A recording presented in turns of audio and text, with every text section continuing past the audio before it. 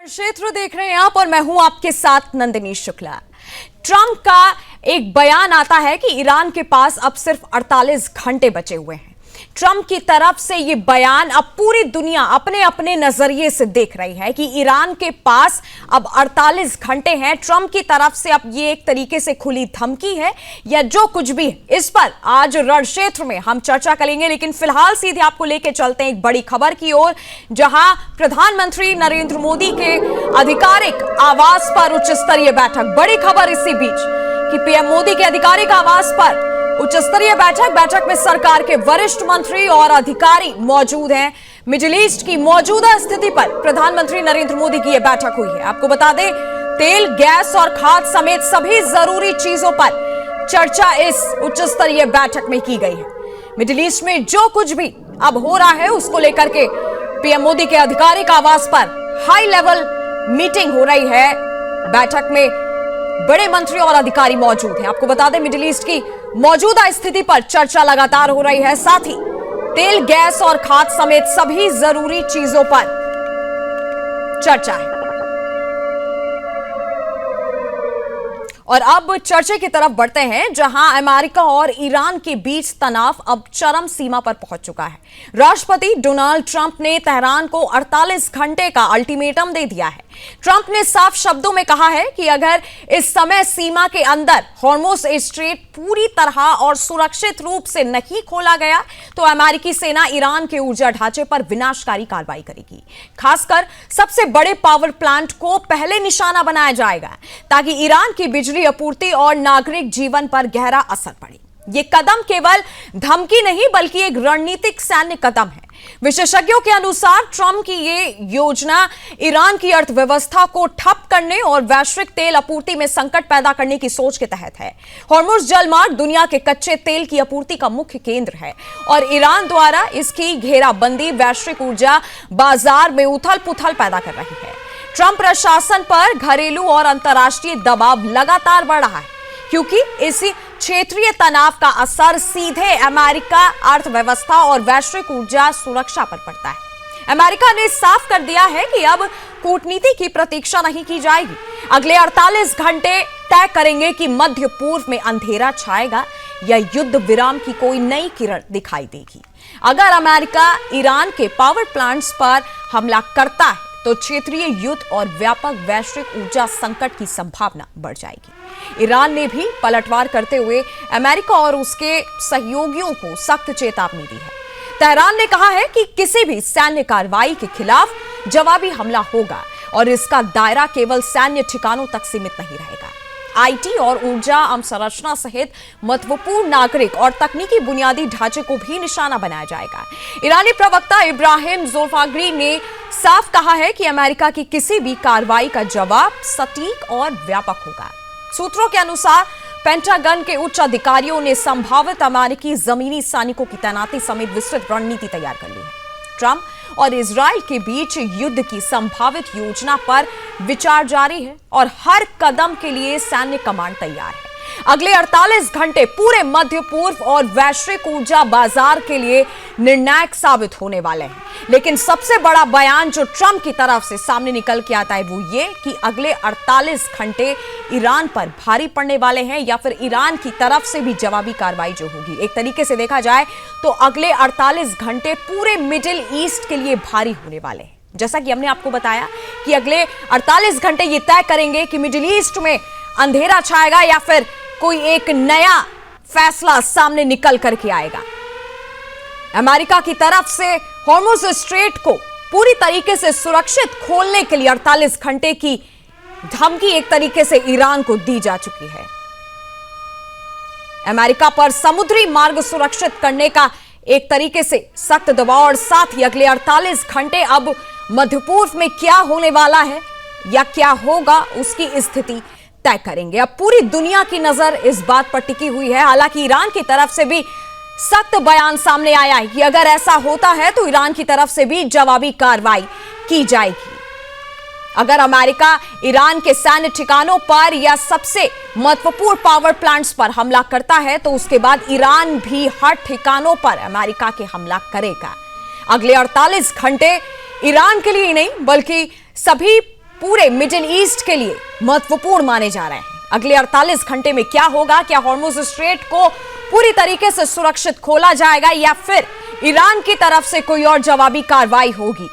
ये आने वाले 48 घंटों में तय किया जाएगा। मिडिल ईस्ट में एक तरीके से घमासान देखा जा रहा है, जहां की अमेरिका, इजराइल एक तरफ और ईरान दूसरी तरफ। तीनों ही देश लगातार अपने अपने मिसाइल और बॉम्ब को लेकर के जवाबी कार्रवाई करने पर तुले हुए हैं। और इसी बीच जैसे हमने आपको बताया कि दिल्ली में पीएम मोदी के आवास पर एक तरीके से उच्च स्तरीय बैठक भी हो रही है। मिडिल ईस्ट में जो कुछ भी हालात पैदा हो रहे हैं, और ये आपके सामने ट्रंप का पूरा बयान है जो ट्रंप ने अपने सोशल मीडिया हैंडलर एक्स पर लिखा हुआ है कि जल डब्ल्यू मध्य को पूरी तरह से नहीं खोलता है तो संयुक्त राज्य अमेरिका उनके विभिन्न बिजली संयंत्रों पर हमला करके उन्हें खत्म कर देगा। ये पूरा बयान ट्रंप ने ईरान को एक तरीके से खुली धमकी के तौर पर अब पूरी दुनिया में देखा जा रहा है कि अगले 48 घंटे के अंदर बिना किसी धमकी के हॉर्मुज स्ट्रेट को पूरी तरह से अगर ईरान नहीं खोलता है तो संयुक्त राज्य अमेरिका हमला करके उन्हें नष्ट कर देगा।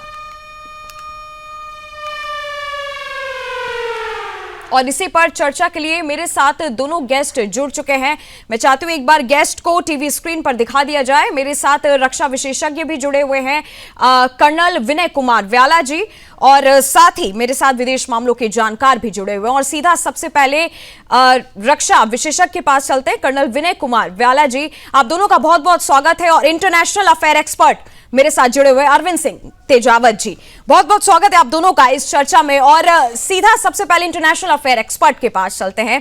अरविंद जी, जिस तरीके का 48 घंटे का बयान ट्रंप की तरफ से निकल करके सामने आया है, अब यह माना जा रहा है कि अपनी एक स्ट्रांग लीडर की जो छवि है ट्रंप की, वो उसको साबित करने के लिए उन्होंने ईरान को 48 घंटे का बयान दिया है, क्योंकि 48 घंटे बाद क्या होगा ये अभी तक कोई नहीं जानता।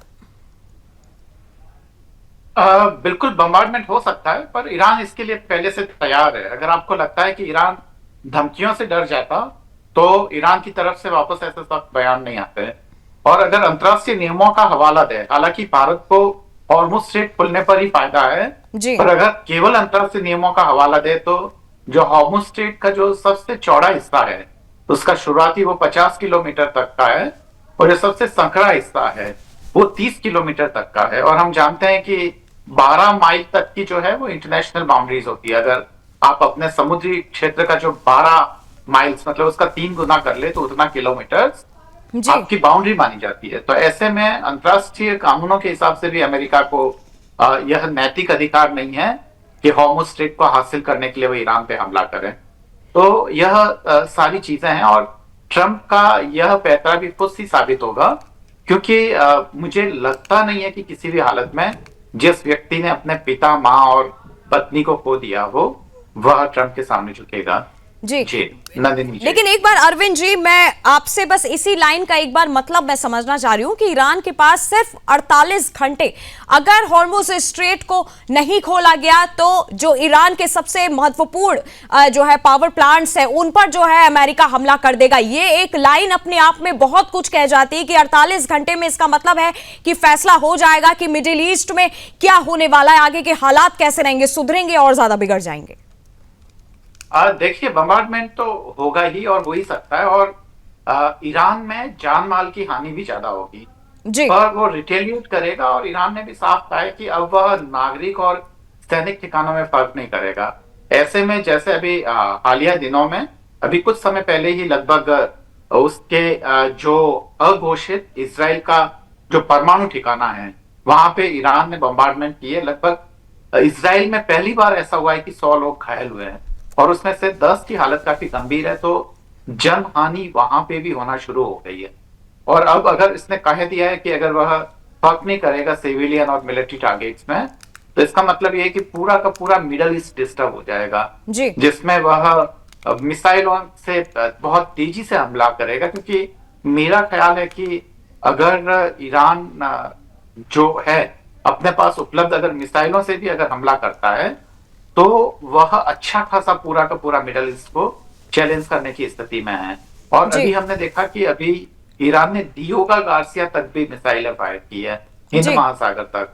तो वह कहीं पर भी अमेरिका को छोड़ने के लिए तैयार नहीं है, और अमेरिका का साथ देने वाला कोई नहीं है। कारण यह कि ईरान ने बहुत ही स्ट्रेटेजिकली काफी जो बड़े देश हैं उनके जहाजों को जाने आने की अनुमति दे दी है। वह केवल जो अमेरिका और उसके जो पिछलग्गू देश है उसको वह छोड़ने की हालत में नहीं है या छोड़ने को तैयार। जी बिल्कुल, मेरे साथ रक्षा विशेषज्ञ भी जुड़े हुए हैं, कर्नल विनय कुमार व्याला जी, और मेरे साथ विश्वनाथ मिश्रा, राजनीतिक विश्लेषक भी जुड़ गए हैं। बहुत बहुत स्वागत है सर आपका इस चर्चा में।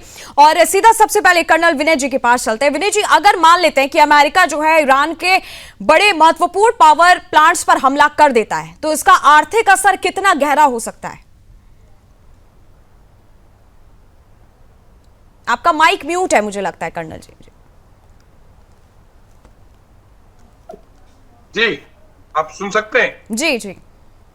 हाँ, मैंने पहले भी कहा था कि जो भी देश युद्ध में जाता है वो उस दुश्मन देश के वनरेबल पॉइंट्स को, वनरेबल एरियाज को ऑलरेडी आइडेंटिफाई किए रहता है, और वो अपनी जैसे जैसे वॉर डेवलप होती है आवश्यकता अनुसार उन वनरेबल एरियाज को या वनरेबल पॉइंट्स को डिस्ट्रॉय करने की कोशिश करता है। जी। अमेरिका, देखिए, हम कितना भी कह लें, और देखिए पूरा वर्ल्ड ओपिनियन डिवाइडेड है। कुछ लोग प्रो ईरानियन व्यूज रखते हैं, कुछ प्रो अमेरिकन रखते हैं। हम एक सैनिक एक्सपर्ट होने के नाते हम ये कह सकते हैं, देखिए, मिलिटरली अमेरिका का अपर हैंड है और रहेगा जब तक कन्वेंशनल वॉर शुरू नहीं होती है। अगर कन्वेंशनल वॉर कभी शुरू होगी तो ईरान की जो ज्योग्राफी है, ईरान की जो टेरेन है, वो ईरान के लिए फायदेमंद है। और जब अगर कभी अमेरिका बूट्स ऑन ग्राउंड करके ईरान में आने की कोशिश करेगा, तब अमेरिका को डिफिकल्टीज का सामना करना पड़ेगा। वर्तमान हालात में America will continue to punish, America इसको पनिश करता रहेगा। सवाल ये पैदा होता है, देखिए, सभी एक्सपर्ट ही जानते हैं कि ईरान जीतने के लिए नहीं लड़ रहा है। ईरान इस युद्ध का दायरा बढ़ाने के लिए लड़ रहा है।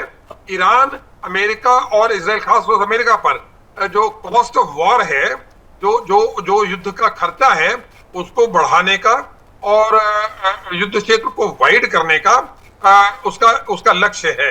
ईरान जीतने के लिए नहीं लड़ रहा है। और ईरान, देखिए, एट्रिशन ईरान का हो रहा है और होगा। मेरा ये मानना है कि जो स्टेट ऑफ हॉर्मुज के बारे में हम सब लोग बात करते जा रहे हैं लगातार, और वहां चूंकि सिर्फ अमेरिका के इंटरेस्ट इन्वॉल्व नहीं है, वहां पर सभी का इंटरेस्ट इन्वॉल्व है, क्योंकि एनर्जी रिक्वायरमेंट सबकी है।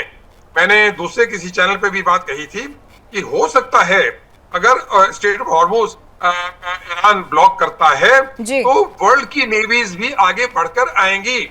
अच्छा, और एयर अटैक्स, देखिए, ईरान के पास एयर सुपीरियरिटी नहीं है, ईरान के पास एयर अम्ब्रेला नहीं है, और ईरान मतलब ये जो शासन है वो कब तक मार खाता रहेगा, और वो मार खाकर वर्ल्ड की सिंपैथी गेन, कई एक्सपर्ट हैं वो ईरान के फेवर में बोल रहे हैं। ईरान ने सबक सिखा दिया। ईरान कभी भी अमेरिका को सबक नहीं सिखा पाएगा। अब वो बात अलग है कि ईरान कितनी मार खा सकता है, कितने समय तक मार खा सकता है। जी ठीक है, मेरे साथ राजनीतिक विश्लेषक भी हैं विश्वनाथ मिश्रा जी। विश्वनाथ जी, एक तरफ दिल्ली में जो है प्रधानमंत्री नरेंद्र मोदी अपने आवास पर उच्च स्तरीय बैठक कर रहे हैं मिडिल ईस्ट को लेकर के, और दूसरी तरफ ये 48 घंटों वाला बयान जो ट्रंप की तरफ से आता है। दूसरी तरफ ट्रंप की एक तरीके से आलोचना भी कई लोग कर रहे हैं, चाहे वो सोशल मीडिया हो, पूरी दुनिया में कुछ लोग कह रहे हैं कि अगर अमेरिका शायद इस युद्ध में शामिल ना होता तो शायद लड़ाई इतनी लंबी नहीं चलती।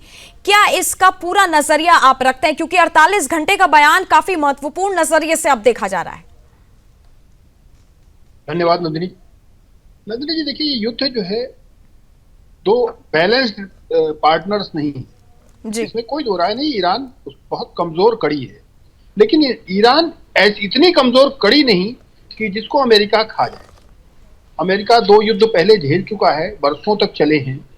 अमेरिका जिस युद्ध में है इस समय, वहां पर ईरान के पास कम से कम उसकी अपनी मिसाइल पावर है। ये बात अमेरिका स्वयं स्वीकार कर रहा है। ईरान का मकसद अमेरिका पर केवल दबाव बनाना है। किस बात का? कि उनकी उनका जो युद्ध में कूदना है वो उनको अफसोस न हो इस बात का। वो अमेरिका को एक लॉन्ग ड्रॉन युद्ध में घसीटना चाहता है।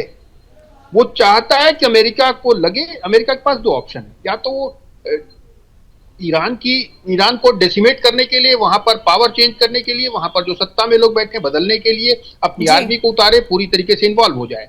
वो अगर करता है तो वो और दलदल में फंस जाएगा। दूसरा ये है कि ईरान अगर उनको बरकरार रखता है, देखिए ईरान रिटेलिएट करने की तो सामर्थ्य है, वो कर रहा है, वो लगातार कर रहा है, रिटेलिएट कर रहा है। अमेरिका को ये बर्दाश्त नहीं है। अमेरिका को वो एक लंबे युद्ध में घसीटना चाहता है, रगड़ना चाहता है, तो ताकि अमेरिका को अफसोस हो। तो ईरान को युद्ध जीतने के लिए अमेरिका को हराने की बिल्कुल भी जरूरत नहीं। उसकी पूरी रणनीति घूम फिर करके तीन विषयों पर है। उसका भूगोल ऐसा है, वो टाइम ड्रॉ करना चाहता है, टाइम बाय करना चाहता है, और तीसरा अनसर्टेनिटी प्रिवेल कराना चाहता, ताकि अमेरिका को ये बर्दाश्त नहीं कि अनसर्टेनिटी रहे। उसको चाहता है कि लोगों को लगे अरे अमेरिका आया और ये देखिए निपटा दिया जी। वो नहीं होने दे रहा है। इसके लिए उसने और एक समस्या क्रिएट कर दी। हॉर्मुज एक छोटी सी नली है समझिए, और वो लाइफलाइन कह सकते हैं उसको। वो लाइफलाइन है, पूरा वर्ल्ड बिजनेस की एक लाइफलाइन है। उसको ब्लॉक करके उसने पूरे विश्व को मजबूर कर दिया कि सब सोचो, सब लोग इस बात की कल्पना करो कि देखो इसमें अन्याय किसने किया है, इसमें अमेरिका है। वो इस तरीके का गेम खेलने की कोशिश कर रहा है ईरान। अब उसमें कितना कर पाता है, ईरान की चूंकि मिसाइल क्षमता बड़ी है, उसको अमेरिका कैसे भी करके डेसिमेट नहीं कर सकता है। तो अमेरिका के साथ ये है कि वो कितना नष्ट कर पाता है, कैसे नष्ट कर पाता है, it is a long drawn process. दूसरा अंतरराष्ट्रीय समुदाय की अपील है। अंतरराष्ट्रीय समुदाय ने भी ईरान से अपील की है कि वो हॉर्मुज को खोल दे, उस वहां पर जो ईज आउट कर दे, ताकि वहां का ट्रांसपोर्टेशन इजी हो जाए। अब ईरान चूंकि ईरान के साथ अमेरिका का जो व्यवहार रहा है, तो ईरान उसको जो है निश्चित रूप से उसको डिनाई कर दिया जी। अब कितना होता है, अमेरिका की अगली कार्रवाई कितनी होती है, 48 घंटे का उनका जो भी अल्टीमेटम है, इसमें कोई दो राय नहीं कि ईरान कतई सरेंडर नहीं करेगा। इस युद्ध को सरेंडर कराने का दोनों पक्षों को 2 कदम आगे आना पड़ेगा। या तो अमेरिका इतना मजबूत होता, ईरान इतना कमजोर होता कि ईरान तुरंत हथियार डाल देता। नहीं, ऐसी स्थिति बिल्कुल नहीं है। इसलिए इसमें अमेरिका की परिस्थिति भी वैसी है कि अपनी इज्जत बचाकर युद्ध से बाहर निकल जाना, अगर वो अपने सैनिक उतार करके इसमें फुल फ्लेज इन्वॉल्वमेंट नहीं चाहता है तो। और ईरान उनको इसके लिए मजबूर कर रहा है जी बिल्कुल। इसका जवाब मैं एक बार इंटरनेशनल अफेयर एक्सपर्ट भी मेरे साथ है, अरविंद जी, मैं आपसे भी लेना चाहूंगी। एक तरफ जैसे प्रधानमंत्री नरेंद्र मोदी की मीटिंग भी चल रही है, मिडिल ईस्ट में जो कुछ भी हालात पैदा हो रहे हैं, हॉर्मुज स्ट्रेट की जो चर्चा है लगातार हो रही है, हर जगह हो रही है, हर चैनल पे हो रही है। इसका असर अगर कुछ होता है 48 घंटे बाद, अगर अमेरिका ने जिस कॉन्फिडेंस से ये बात जो है डोनाल्ड ट्रंप ने अपने एक्स हैंडल पर लिखी है, अगर कुछ होता है तो इसका असर वैश्विक तेल बाजार पर भी क्या पड़ेगा, और आपका क्या नजरिया? आपने अभी सुना विश्वनाथ जी को, उन्होंने क्या कहा। देखिए नंदिनी जी, चीजों को हमें ठीक से समझना पड़ेगा। पहली बात तो यह कि आग से आग को नहीं बुझाया जा सकता है जी। ईरान ऐसा नेशन स्टेट नहीं है, या कि अगर कोई भी वहां पे ऐसा वहां का कंट्री हेड आता है, या कोई रूहानी लीडर जो वहां का कंट्री हेड है, अगर वह ऐसा करे कि अमेरिका ने कहा कि सरेंडर करो, और उसने कहा कि हाँ हाँ ठीक है हम तैयार है, हम सरेंडर कर रहे हैं, तो उसकी वहां ईरान में जो हैसियत है वो गिर के एकदम खत्म हो जाएगी। खासकर जो IRGC के जो कमिटेड सोल्जर्स है, वहां के जो लोग हैं जो उस रिजिम के प्रति वफादार है, वो लोग भी छिटक के चले जाएंगे। तो इसकी तो कोई उम्मीद ही नहीं है कि वो ट्रंप के कहने पे एकदम दबाव में आके वो स्ट्रेट ऑफ हॉर्मुज को खोल देंगे, ऐसा बिल्कुल भी संभावना नहीं है। अब अगर उन्होंने वहां पे जो बिजली संयंत्रों को अगर निशाना बनाया, तो इसका अंतिम जो है कि वो पूरा का पूरा मिडल ईस्ट में वो पूरी की पूरी जो लड़ाई है वो फ्लेयर अप कर जाएगी, और ये एकदम खतरा आसन्न नजर आ रहा है। इसीलिए हमारे प्रधानमंत्री जी ने एक मीटिंग बुलाई है कि इस नई सिचुएशन से कैसे लड़ा जाए, क्या किया जाए ताकि भारत सुरक्षित रहे। एक और बात है जो हमें ध्यान देनी होगी, अगर हम पेट्रोल की अगर कीमतें देखें तो अमेरिका में, हम इंडियन रुपीस में बात करेंगे, अमेरिका में जो 70 रुपए में जो पेट्रोल बिकता था, भारत में इसकी कीमत लगभग 95 या 98 के आसपास चली गई थी। तो अमेरिका में फिर भी वो जो हमसे सस्ता पेट्रोल जो अमेरिकन को मिल रहा है। एक दूसरी बात ये भी है कि अमेरिकन की जो पर कैपिटा इनकम है वो हमसे काफी ज्यादा है। एक तो वो अमीर हैं और फिर उसके बाद में हमसे भी ज्यादा सस्ता पेट्रोल खरीद रहे हैं। एक दूसरी बात ये कि भारत की पर कैपिटा इनकम बहुत कम है और हम काफी महंगे दामों में हम सब लोग पेट्रोलियम खरीदते हैं। तो ऐसे में भारत के लिए हालत और भी ज्यादा खराब हो जाएगी। भारत के लिए पहले से ही जो महंगाई है वो और ज्यादा बढ़ जाएगी। और गैस की कीमतों के कारण आप देखिए रेस्टोरेंट वगैरह उन सबके बिल्स बढ़ गए। जो आप अगर बाहर दिल्ली में भी खाना खाने जाएंगे तो आप देखेंगे कि जो प्लेट आपको पहले जो खाने की जो प्लेट्स जो पहले सस्ते में मिलती थी अब वो थोड़ा सा हर एक ने कुछ ना कुछ इंक्रीज कर दिया है। तो यह असर है भारत पे, महंगाई का भी असर हो सकता है और महंगाई होने से बहुत सारी समस्याएं आएगी। तो इन सारी तमाम चीजों के लिए हमें अलर्ट रहना पड़ेगा। अमेरिका के इन सारे ही कारनामों से भारत को भी काफी नुकसान हो रहा है और भारत का जो डेवलपमेंट प्रोसीजर है वो काफी उसको नुकसान हो रहा है। तो हमें इस तरफ ध्यान देना होगा। नलिनी जी, मेरे साथ रक्षा विशेषज्ञ भी जुड़े हुए हैं। सर, दोनों तरीके से मैं एक बार आपसे समझना चाहती हूं कि ईरान की तरफ से संभावित कार्रवाई क्या हो सकती है। मान लीजिए कि अगर और जल डब्लू मध्य जो है अगर नहीं भी खोला गया और अगर अमेरिका ने कुछ ऐसा हमला कर दिया या फुल स्केल एयर स्ट्राइक भी कर दी तो क्या सिचुएशन बन सकती है पूरी दुनिया में? देखिए, सबसे पहले तो मैं एक बात बताना चाहता हूं, जितना हम लोगों ने डोनाल्ड ट्रंप को देखा, पढ़ा और समझा है, डोनाल्ड ट्रंप के हर स्टेटमेंट को उतनी गंभीरता से नहीं लिया जाना चाहिए, क्योंकि डोनाल्ड ट्रंप कहते कुछ है करते कुछ है जी। उनके दिमाग में क्या चल रहा है? 48 घंटे वाले अल्टीमेटम को लेके हम लोग चर्चा कर रहे हैं। ये 48 घंटे भी बीत जाएंगे, बहुत कुछ होने वाला नहीं है। और देखिए, जिस स्तर पे युद्ध लड़ा जा रहा है ये प्योरली एयर वॉरफेयर चल रही है।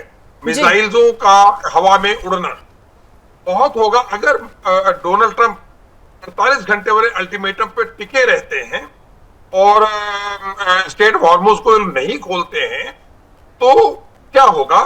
जो मैंने पहले बताया, जो इंपॉर्टेंट वनरेबल पॉइंट्स हैं, जो लुक्रेटिव टारगेट्स हैं, जिसमें इनके परमाणु संयंत्र हैं या इनके बिजली घर हैं जी। तो लेकिन मुझे नहीं लगता है कि अमेरिका ऐसा करेगा। अमेरिका एक दबाव बनाना चाह रहा है।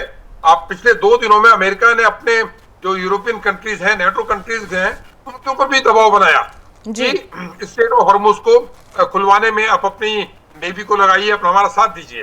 कुछ आए कुछ नहीं आए। तो ये 48 घंटे वाला अल्टीमेटम मैं इसको बहुत गंभीरता से नहीं ले रहा हूं, क्योंकि मैं ट्रंप की तमाम स्टेटमेंट्स को भी उतनी गंभीरता से लेता नहीं हूं। ट्रंप कहते कुछ है, करते कुछ है, उनके दिमाग में होता कुछ है। अच्छा, दूसरा ये है कि जहां तक ईरान की बात है, देखिए, जब युद्ध शुरू हुआ था most of the world opinion Iran के प्रति सिंपैथेटिक था और उसकी लोगों की एक सहानुभूति थी। लेकिन जिस प्रकार ईरान ने युद्ध का दायरा बढ़ाया है, ईरान ने उन देशों को भी टारगेट करने की कोशिश की है जिनका इस युद्ध से कोई लेना देना नहीं है। हाँ, उन देशों में अमेरिकन बेसेस है, लेकिन उन देशों के ऊपर हमला करना, और हम बार बार कह रहे हैं जी डियागो गार्सिया मार दिया। अरे डियागो गार्सिया में मार के उसने क्या देखा? उसने यही नहीं दिखाया कि मेरे पास लॉन्ग रेंज की मिसाइल्स है। क्या वो मिसाइल कहीं हिट की? क्या उस मिसाइल से कहीं कुछ डैमेज हुआ? नहीं हुआ है। जितनी लड़ाइयां चल रही हैं, इजराइल ईरान जो है अपनी एक एयर क्षमता, लोग टीवी चैनल पे बैठ के कुछ लोग ईरान के प्रति संवेदनशील हैं, कुछ अमेरिका के प्रति, लेकिन ग्राउंड स्थिति ये है कि ईरान को, देखिए, जहां तक हार जीत की बात है, इस लड़ाई में कोई न हारने वाला है ना जीतने वाला है। अगर लड़ाई से कोई विड्रॉ करता है वो ट्रंप ही विड्रॉ करेंगे। मैंने एक और चैनल पे बोला था वो एक ऑनरेबल एग्जिट करेंगे, एक सम्मानजनक विड्रॉ करेंगे। वो ये कह के विड्रॉ करेंगे कि मेरे जो घोषित लक्ष्य थे उतने, उसमें इतने लक्ष्य मैंने पा लिए हैं।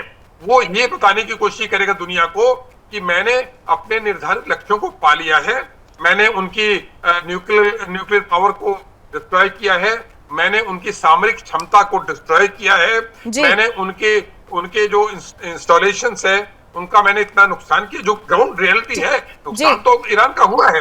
ठीक है कहने का मतलब हम लोग जब यहाँ खड़े होकर बोलते हैं कौन जीतेगा, जीतेगा हारेगा कोई नहीं, एज एंड व्हेन द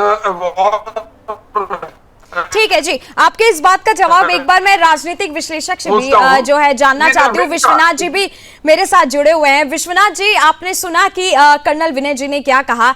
क्या ईरान इस 48 घंटे का जो अल्टीमेटम कहा जा रहा है इसके आगे झुकेगा, या फिर वो भी जो रक्षा विशेषज्ञ जी का हमारे कहना है कि ट्रंप को ईरान भी अब सीरियसली नहीं लेगा, ईरान को जो करना है वो अपना करता रहेगा? देखिए नंदिनी जी, जो अमेरिका ने ईरान को धमकी दी है जी, इस धमकी का ईरान कतई पालन करने वाला नहीं है। हालांकि इस तनाव से पूरे विश्व की जो इकोनॉमी है वो डिस्टर्ब हो रही, तो ये ईरान स्वयं चाहता है कि विश्व की इकोनॉमी डिस्टर्ब हो, इसका प्रभाव विश्वव्यापी हो, ताकि लोगों को लगे ये समस्या अमेरिका ने क्रिएट की है। तो ऐसा बिल्कुल भी नहीं है। देखिए, आप वहां पर अधिक से अधिक क्या कर सकते हैं? किसी देश को किस बात का डर हो कि आप वहां रेजिम चेंज कर देंगे? उनको पता है कि जब तक आप सेना नहीं उतारेंगे अपनी, रेजिम चेंज करने की कोई गुंजाइश नहीं है। और अमेरिका जिस तरह पिछले दो वार्स में झेल चुका है अपने डोमेस्टिक फ्रंट पर, अब वो हिम्मत नहीं करेगा कि वो अपने इस वार में अपनी सेना उतारे। तो जब ईरान में वो सेना नहीं उतार सकते हैं, तो इस युद्ध का स्वरूप बहुत बदलने की स्थिति में अमेरिका बिल्कुल नहीं है। वो धमकी दे सकते हैं, जो दे रहे हैं। अब इससे क्या होगा? युद्ध की संभावना लगातार बढ़ रही है, दोनों देशों के लिए विनाशकारी होगा। दोनों देश इसमें अपने जो भी रिसोर्सेज हैं वो इन्वॉल्व करेंगे। आर्थिक प्रतिबंध लगा सकता है अमेरिका, उनको घेर सकता है, उसका नुकसान होगा, निश्चित होगा, हो रहा है। लेकिन वहां की जो लीडरशिप है, उन लोगों की जो माइंडसेट है, उसमें उनको कोई नुकसान नहीं लगता है। उनको लगता है कि वो अपने आप को आत्मघाती माइंडसेट के लोग हैं, तो उसमें उनकी अर्थव्यवस्था खराब हो, उनका नुकसान, उनको फर्क बिल्कुल नहीं पड़ता है। दूसरी बात, इंडियन फ्रंट पे देखें तो प्रधानमंत्री मोदी पूरी मीटिंग में अपनी इंडिया के इंटरेस्ट को लेकर के बहुत सजग हैं।